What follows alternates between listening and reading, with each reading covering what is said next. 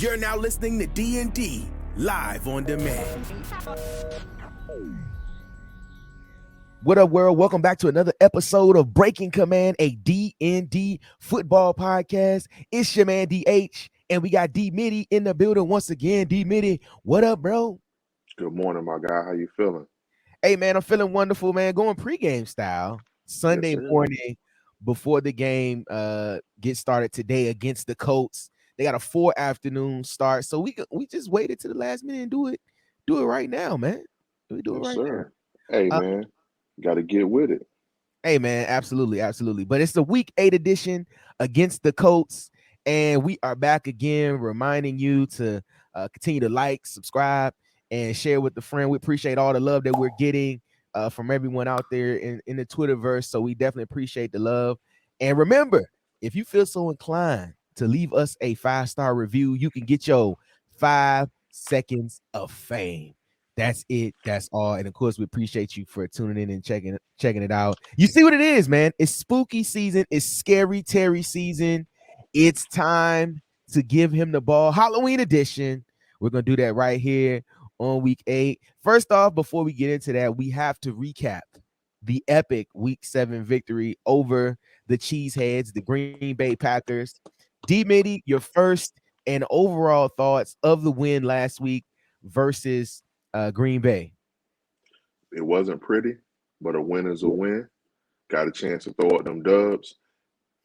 It felt like they were playing better on all phases: special teams, defense, and even the offense with the running game and minor adjustments with the run game. Aaron Jones on for the Packers looked like he was about to kill you on certain screens, but they sniffed those out, and it felt like a complete win versus one side led the other, in my opinion. No, I agree, man. I agree. And we saw last week the start of Taylor Heineke at the quarterback position. Before we get into that, right, let me just talk about the win really quick. Gotcha. Like you said, it was ugly. We've had some ugly wins recently. Yes. We won a 2-game win streak of ugly wins. But I will say this, for the ugly wins, like you said, they count. You know what I mean? Yes. And we have to take them when we can get them. So I'm glad the team was able to win. We were able to hold a legendary quarterback in check for most of the game. The defense has been stepping up week by week and playing better football. So that's also something great that we kind of need going forward if we plan on doing anything with the squad. So I'm definitely glad that we were able to do that. Now, let's get to the elephant in the room, okay? And I will say this right now, right here on the Breaking Command podcast, a D&D football podcast. I will say, after the first quarter last week, I was ready to move on. I was ready to move to number 14, Sam Howell. I was ready to move on and get it going with someone else. I took a lot of criticism, a lot of backlash, and a lot of group chats about my fandom and my stick-to-itiveness of Taylor Heineke. But I'll tell you why. Mm-hmm. And this is just for me. And this may be controversial, but I don't care. That's why you listen, right? Here's the thing. I don't believe that Taylor Heineke is a good quarterback. Call me what you want. Call me a hater. Call me whatever. But I think he does what he can do, and the team will rally around what he can do. But I don't think he's a good quarterback. We've seen. You have every right to believe that. You have every right to believe to state that. We've seen what he can do in a season, right? Yeah. We saw at the end of the playoffs in 2020, and people are, and it's wild because for me that's loser talk. Like when people talk about how good he played against the Bucks, because we lost that game. Now, had he won that playoff game, that's something different. But we lost that game, right? And granted, he did play okay. He played okay, but not enough for the team to commit to him as the starter for the following season. They went out and got Ryan Fitzpatrick, who played 16 plays against the Los Angeles Chargers, and then they had to go back to Taylor Heineke. Right. You saw a whole year of Taylor Heineke, and We didn't do anything. We didn't get to the playoffs. We had a losing season. And in this offseason, Hmm. Ron Rivera, as a team, makes a point to say, we need to get a quarterback. And they go out and they talk to every team about their quarterback situation. And they come back with Carson Wentz, right? And then you still draft Sam Howell in the 5th round of the 2022 draft. So here's my thing about Taylor Heineke. The Washington Commanders aren't ready to commit to Taylor Heineke, but these fans are ready to commit to Taylor Heineke like he's the next coming of John Elway. Listen, in a game by game basis, you have guys in that can play, and you want them, of course, to do their best.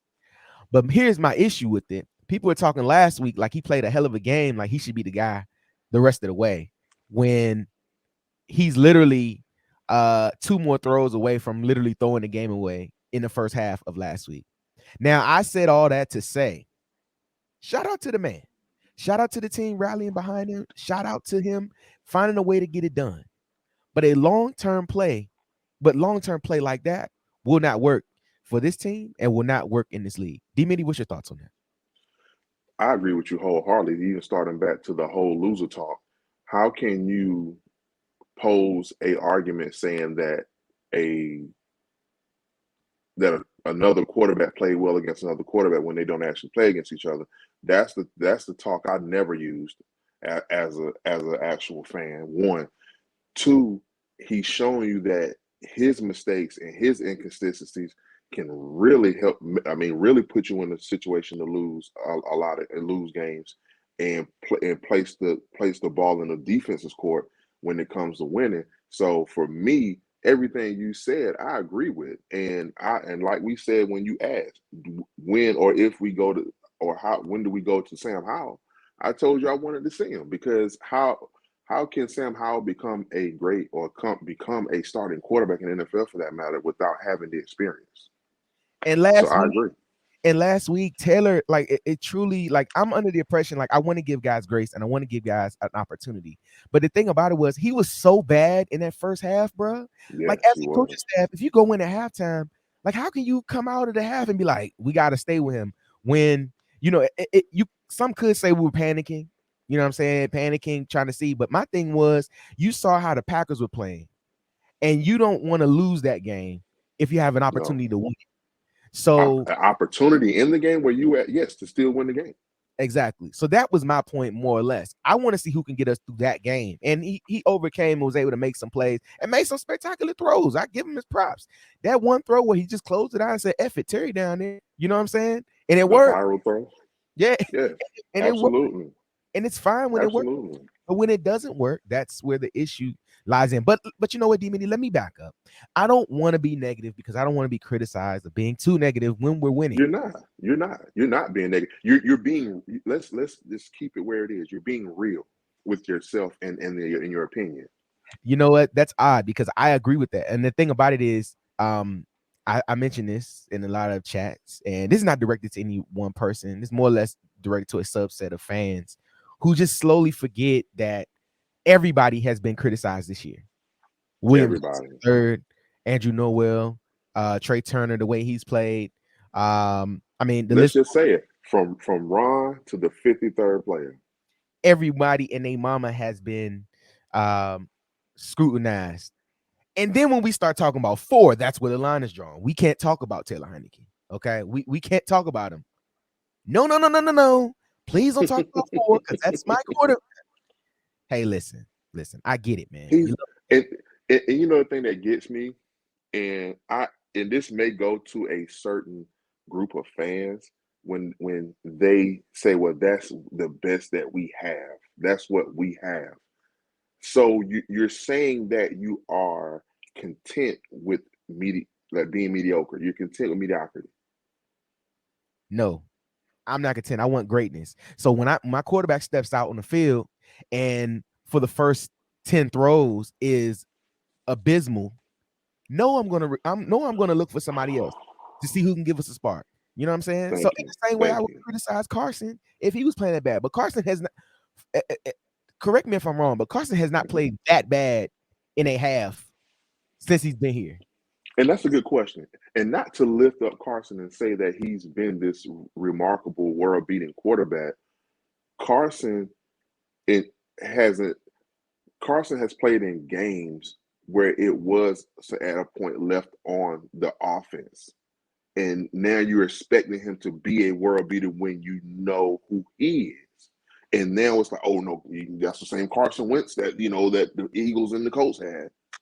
D-Mitty, call a spade, bro. Our defense has been playing like ass for the first 6 weeks.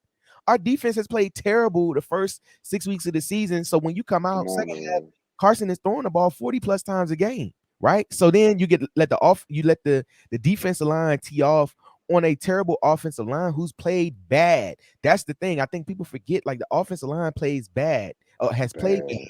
And then this Green Bay game, they changed the scheme. They decided to run the ball more. They had a little more things where it was a little more movement. So I'm like, bro, you changed the playbook for Taylor Heineke, but didn't adjust when you had all them opportunities to. And you feel this because he had a big arm, he should stay in the pocket. When Carson Bro. literally was like dropping back and in 2 seconds was getting pelted. And going back to the defense, I just pulled up this stat. Pull it up. And I don't know the percentage, but as a defense, allowing 4 of 12 fourth down conversions. That's what, 30%? Something like that. I wasn't a math major, but hey man. So Listen, man. Look. Let's just call it like this. We won the game. And I'm yeah, glad we won the game. I'm very glad we won the absolutely. game. And I've kept that mantra this week. I'm so glad we won the game. But we have to get better at the quarterback position. Now, Taylor Yes. Heineke comes out this week, protects the ball, makes some conservative throws, not try to give the ball away. I'm fine. I won't even criticize him. There you Okay, go. because I want us to play well. But Hmm. this week against the Indianapolis Colts, who have the 8th ranked defense, he has to come out and play ball a lot better. Okay, because let me tell you what, they're gonna catch them picks if he throw it right to them. Okay, they're gonna play tight coverage. They're gonna be able to attack downhill. Okay, so he has to play good this week against the 3-3-1 Colts, who now are starting Sam Erlinger. They've benched Matty Ice, who also has an injury, but it's kind of weird. They said, hey, he has an injury, but he's benched. Yeah, okay. So Jim Irsay is also moving on, and we're gonna talk about him at the end of this show. Remind me. Um, but they're taking on the 3-3-1 Colts in Indianapolis on a 4 o'clock game, a little prime time action. Um, the 22nd ranked offense, which we have going up against their 8th ranked defense, and their 14th ranked offense is going up against our 15th ranked defense. D Mitty, what do you think about that? I really like the matchup with our D line against their O line. I respect Quentin Nelson. I respect the other guys on that line, but he's the only one that honestly stands out to me. Call me, casual, have you. But when it comes to Deron Payne and how Montez Sweat have been playing, and especially how Deron Payne and Jonathan Allen have been playing well on stunts with whatever end is on the other side, and whether it's William Bradley King or James Smith, not James Smith, or Casey Toohill or who have you, who it may be, excuse me. I feel like that matchup for me is going to win our game. And our offense against that defensive line, I'm not gonna be a fanboy. They defensive line watching the Colts and Titans all 22. Noel, you guys and the rest of you guys, Leno, you got a tough task on your hands. Hey man, listen. Bring your lunch, pal. Every play, man, is going to be a slobber knocker. I think the front line matchups are going to be tough. You have to be able to Yes. get these guys well. You have to do what you do best.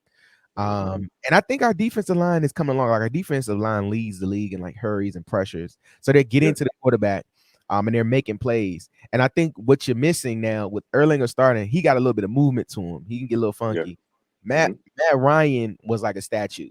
Okay, so I would have liked to have seen him, but Matt Ryan was a statue. But Erlinger can move it. He can sling it a little bit, and he's kind of like an unknown. Really, he's only played in preseason, and the Colts are turning to him to kind of get it going and try to get them over this hump. Because you look around across the league, man, it's pretty even, and especially over there in their division, they're right at the top of being a team Yeah. that can kind of take that next step. So They're trying to make a Hmm. move with Sam Erlinger, and we're coming in with Taylor Heineke. So the story that was Carson Wentz going back to Indianapolis to overcome, those demons from the Colts, and that story is over because Carson is hurt.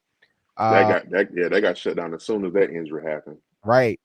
So we're going in, and we're going to take them on. D Mini, what do you see for today? What are some keys to the game for the Commanders to be able to get the victory in Indianapolis?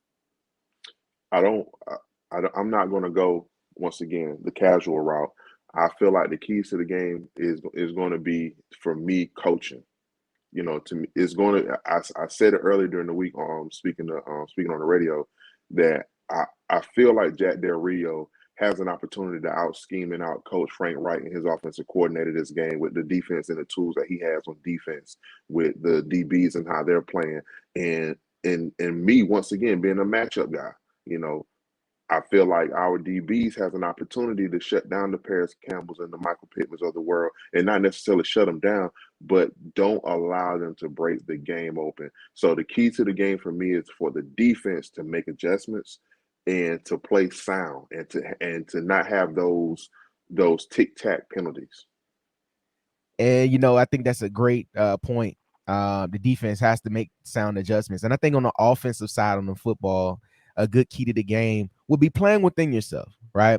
I think Yeah. last week we kind of learned that okay, Taylor's gonna try to he's gonna try to gunsling it, right? He's gonna do some things, and my thing is, if he's gonna be our guy, let him be our guy. But we have to do what he does best, right? We have to tailor the offense to what Heineke can do well.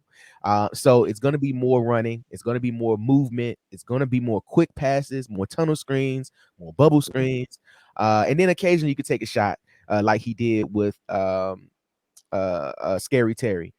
But Yeah. you have to do what he does well. We have to hold the ball and be able to continue to score every time we get the opportunity to, because you got in a situation last week where you were up majority of the game, and the game looked like it could be out of hand for your way.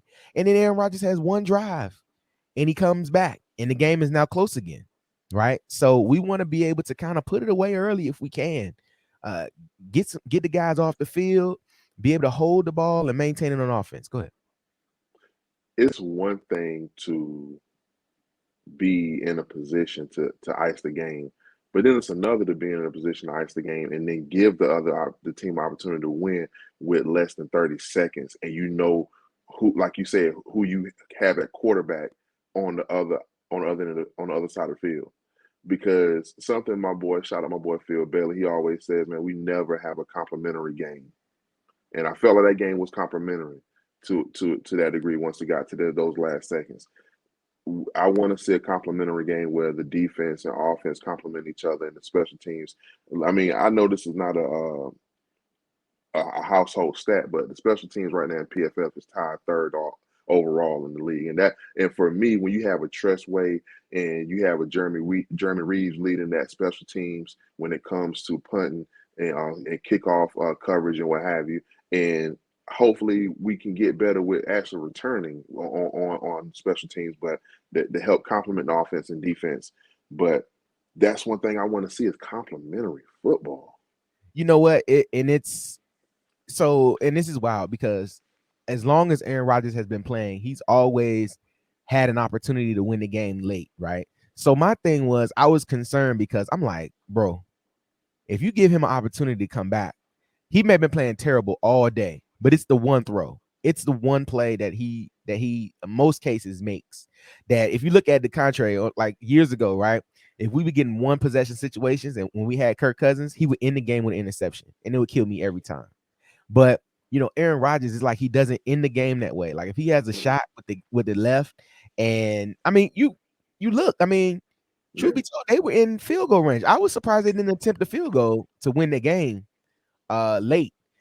Or I know he was having some arm issues. Mhm.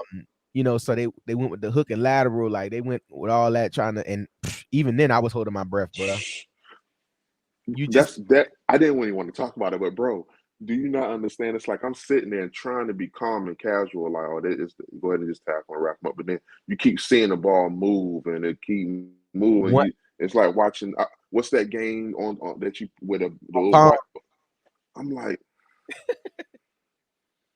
bro. I'm like, please end it, please end it. And truth be told, had the lineman caught it, I mean, I think that would have been a forward pass. But if the lineman was behind the line and the lineman had caught it, he had nothing but space in front of him. And I think that's why Aaron Rodgers was face down at the end of the game, was like upset. Uh, but I think, but I think in order to do it, you have to have more of what you do best. Terry, needs more targets, Yes, and where he can attack the game. And going up against Stephon Gilmore, that's gonna be the one-on-one matchup to watch. Stephon Gilmore is a former All-Pro defensive back. yes, sir. He's gonna And give you a run for his money this week. they have a if I'm not mistaken, the cornerback if I say his name wrong, Anymore? please forgive. Okariki. Oh yeah, Ben Oker. I forget this. But I Yeah, think it's Bobby. I had it up. Bobby Okariki. He's the highest graded player on the team at like an 87 almost in PFF, and I feel like you don't want to allow them to just lock in on Curtis and Terry and limit their targets and force Taylor to win the game between the hashes and having to make those pinpoint throws. So because I seen what I don't know if they're going to do the same style of defense. Sometimes they switch it up. But I seen what Indianapolis played like a single high safety look, and yeah, they had their cornerbacks on the perimeter, like just just shut that down, and we're gonna try to do a 8-9 man box with stopping the run with Derrick Henry, which they're playing Derrick Henry. So with all that being said, you don't want to allow them to force Taylor Heineke to win the game. You want AG. Shout out to AG, who I was trying to allude to as well. Man, he's been doing well with ball security and absolutely. making those big plays. I think it was here the was it the Green Bay? Yeah, it was the Green Bay game. I think where it was almost a negative play and he turned it into a first down. Like he hit the burners on him on the sideline. I'm like, bro, keep doing your thing, man, because you came into the season after the draft and then drafting Brian Robinson. Like, man, your time may be up, but you showing them you can be a lead dog in the backfield. No, absolutely, man. And I think you might see a healthy dose of Gibby today, man. He's Mm-hmm. proven that if he can get to the edge, he's gonna be tough to take down. And I love the stretch runs that they have been doing.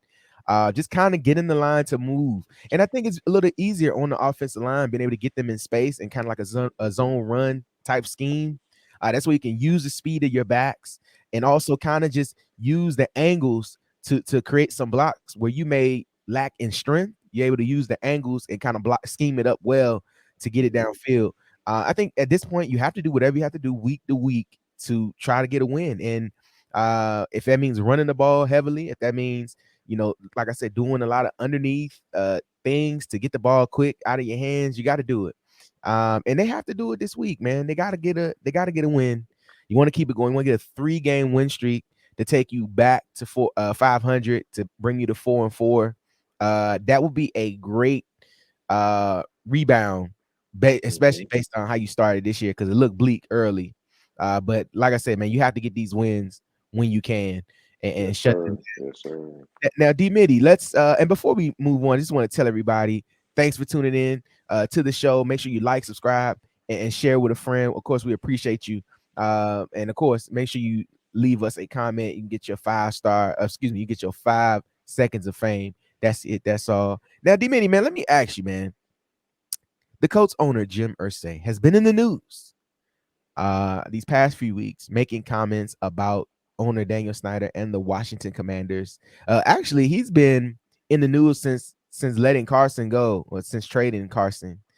D Mitty, When what hasn't he been in the news, I should say? exactly? So, give me some thoughts on Jim Irsay, man. What do you think about him as an owner? Just give me some thoughts. I'm just curious what you think. First, I'm gonna start with this Daniel Snyder era and where it has come to these past 4 years. You see the writings on the wall, you know, getting bigger. You see the elephant in the room that is becoming more evident of something that's punishment or what have you with Dan Snyder.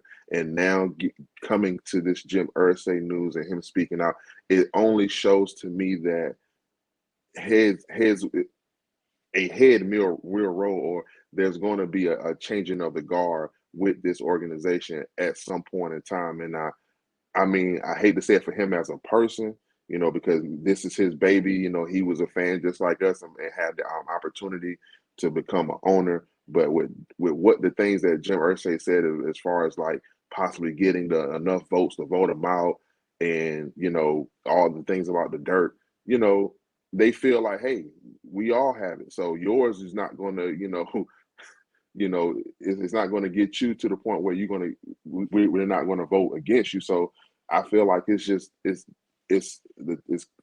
a thing that's coming to an end. You can see it coming. Even with the Stephen A. Smiths of the world saying stuff on ESPN, and everybody's having conversations on their podcast, like, Jim Irsay came out and said this, and they could possibly get these votes, and it's headline on NFL Network and ESPN. So, hey, it's that snowball effect, if I should say.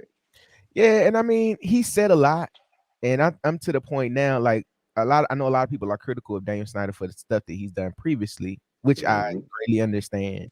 But I Yep. think one thing if you can find anything to respect about Dan right now, is that for the most part, he stayed out of the way. Okay, Yeah, he stayed out of that's the true. public eye, except Dallas.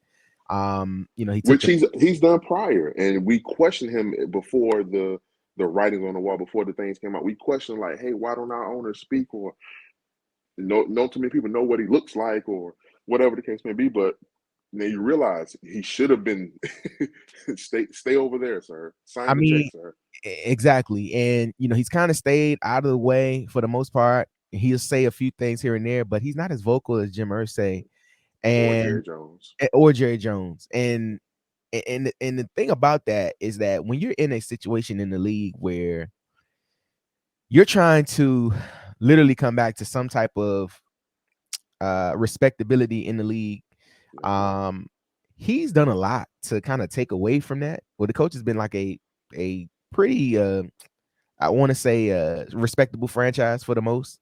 And he said a lot, and he's kind of trying to galvanize other owners, and other owners haven't said a word. They haven't said anything. They Um, they they kind of like, okay. exactly. And I would also kind of challenge um some of his I kind of want to say, I don't know what's the word I want His to say. friendships, Yes. Yes. Them ownerships, those friendships, like some of those, man, I don't know if he really questionable. that part. That part. And I also think for fans, especially Commanders fans, I want y'all to take a look at a number, at a stat for me. All right, so since 2018, okay, the Colts have spent $145 million in trying to replace a quarterback position.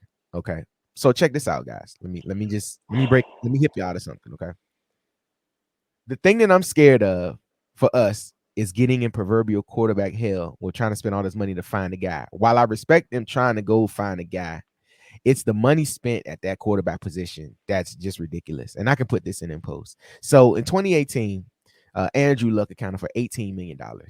Jacoby Brissett accounted for $760,000. Brad Kaya accounted for $555,000. Okay, that's 19 million. That's 19.5 million dollars in 2018 at a quarterback position. 2019, Jacoby Brissett counted for $14.9 million. Andrew Luck accounted for $12 million.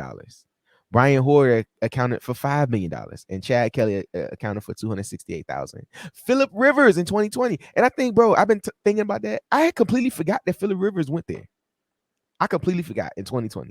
Philip Pretty Rivers much. accounted for $25 million in his final season as an NFL quarterback. NFL quarterback, yeah. $25 million. Jacoby Brissett for $15 million. Jacob Eason for $1 million, and Brian Hoyer for $950. Carson Wentz accounted for $21 million. Sam Erlinger accounted for $709,000. Brett Hundley accounted for $572,000. And then this year, Matt Ryan, $24 million, almost $25 million. Nick Foles for 2,600,000. And Sam Erling accounted for 825,000, giving a grand total of $145,404,163. Now, I will say this: the man is dedicated on trying to find him a quarterback to lead that franchise. But guys, we don't want to spend this type of money over 5 seasons trying to find a guy. Okay, we just don't. We just don't. Exactly. We just don't. Exactly. And it's just a lot. And I don't know how that even goes into whatever we're talking about, but it's just a lot. Right. I saw it and I wanted to share it. But I mean, that's a ridiculous number. And It is. we kind of clown the Commanders for paying Kirk Cousins that money for them consecutive years. But he played, I mean, pretty consistently. He didn't have the defense that had Taylor Heineke has or Carson Wentz has. He didn't have. We're not saying he didn't have the. Well, yeah, he didn't have all the weapons. You know, you had a Jordan Reed who was potentially hurt. You know, you didn't have a actual, like, I won't say even an elite. You didn't even have like a true starting running back with, you know, all respect due to Rob Kelly and you know, the what's the other guy that Matt Jones, they try to, you know, force in there to be a starter when they drafted him out of Florida.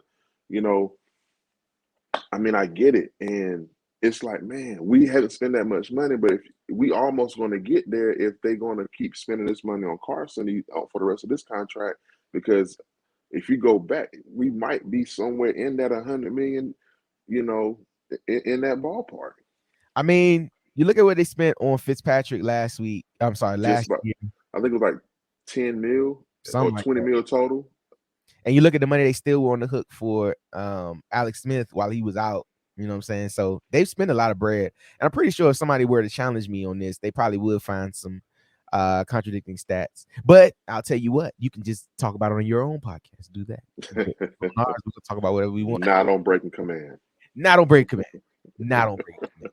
And of course, you're listening to Breaking Command, a week 8 edition of Breaking Command, where we're talking about the Commanders taking on the Indianapolis Colts in Indianapolis in a 4 afternoon start.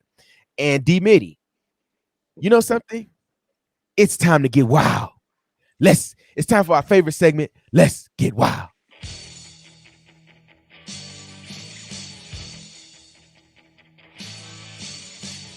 Yes, sir. I've been waiting for this segment, bro. And Matter of fact, I'm gonna let you lead off and I'm gonna end it. How about that? I'm a back clean up on this one. hey, look, I love it. I love it.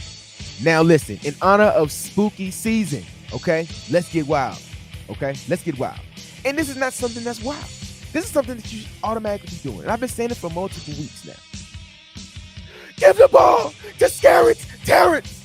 Scary Terry needs 15 targets. He needs 5 touchdowns. He needs 10 catches. He needs the ball out today and make the Washington Commanders a force to be reckoned with on the offensive side of the ball. That's my get wild statement.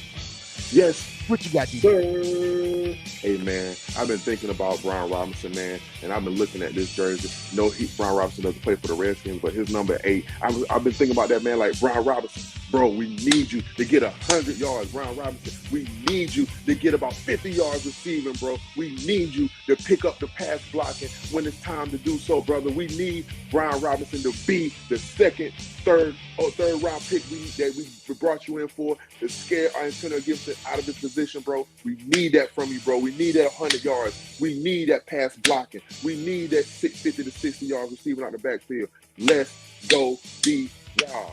Woo! Uh-oh, you already hear what it is. We just got wild. Scarence Terrence, Brian Robinson. We need y'all to go off today and be wild right here against the Indianapolis Colts. And of course, hopefully next week when we get back to that, we look at those stats. We're like, yeah, they went off. They went wild today. They went wild. We love that segment. That's our favorite segment. I couldn't go too high. I couldn't yell too loud because we're recording during the daytime. Everybody's awake. I couldn't yell how I wanted to, but that's all right. Next week, when we record at night, I yell a little more. But Yes, D Mitty, sir. before we get ready to close up and get up out of here, man, what are your final thoughts on the game that will happen this afternoon? You can give me a score prediction. You can tell me what you think will happen. But overall, what do you want to see today when the Yes, Commanders take on sir. the Colts at 4 this afternoon? Man, I'm gonna give my prediction. And I feel like I predict that this defense is going to play a lights out game. I predict that they're not going to allow Jonathan Taylor to be a all pro running back on this defense and keep him under 80 yards and not allow Michael Pittman and Paris Campbell to beat you over the top or do what Amon-Ra St. Brown did and AJ Brown did to you. You know, I predict this defense is going to show up and show out, hold them to under 17 points, and this offense will score 3 touchdowns or 4 scores, period, to win this game. And my score prediction is going to be 23-17. I love it. I love it. 23-17. I like it. Listen, for today, I want the defense to score a touchdown. I want the defense or special teams to score a touchdown. I'm good with either or. I think both of them, it's time. They've been playing well as of late, but it's time for them to make waves in the scoring column. And I want to see them make a play and make it happen for the team today, because we're going to need every point. I want to see us force Sam Erlinger into making some bad decisions. This is first game starting. I want to see him make some bad decisions, and I believe that our defensive line can strike fear into this man and not allow him to get off and have a rookie campaign against us. D Mitty, final, anything else? Man, I just want to say thank you, bro. As usual, man, this is always fun, entertaining, and something that we like to do. This is like shop to us, man. But we want to provide content to our Commanders fans and hopefully some of the fans of the teams that we're playing against this week, man. And I really enjoy this, man. And I want to see that 3 game win streak, bro. I want to see that 3 game win streak. Let's get to I do 500. I do too, man. And I think it's going to happen. And also, man, I want to tell you guys right now before we get out of here, make sure you're subscribing to this, because there's going to be a guest or two that's going to pop up on this show within the next 2 weeks. And you're going to be Yep. like, oh, I did not expect that. I did not see that coming. Okay. So there's going to be a guest or two that's going to be on this podcast that we both have been able to keep a secret, that they're going to be on this podcast, and the number's going to go up. Okay. So let me tell you something. So get in right now while you can and say you were an initial subscriber to Breaking Command, because when we go up and we go national and having some of these national guys, and you be like, man, I didn't know y'all was like Hey, that. what John Allen say, man? Hey, keep that same energy, man. Keep that Hey, same energy. don't Like, be a subscribe, fan watch. now. Tell a friend to tell a friend that know a friend. Which, hey, look, Diami said last year, don't be a fan now. You know what I'm saying? Hey, Don't be a fan after the fact. there you go. There you go. Yeah, man, but we got a lot planned, a lot coming down the pipeline for you guys. We only at the Yes, midway point of sir. the season, so we got a lot of stuff on the back end with a lot of reputable people in the media industry. Hint, Yes, hint. sir. Be attending the Breaking Command podcast. So make sure you guys check that out. Of course, like, subscribe, all of this stuff. But you've been listening to Breaking Command, a Washington Commanders based podcast, a DND football podcast. And finally, let's go, Commanders. Let's take command and get the dub today against the Indianapolis Colts. We'll catch y'all on the next one. Peace.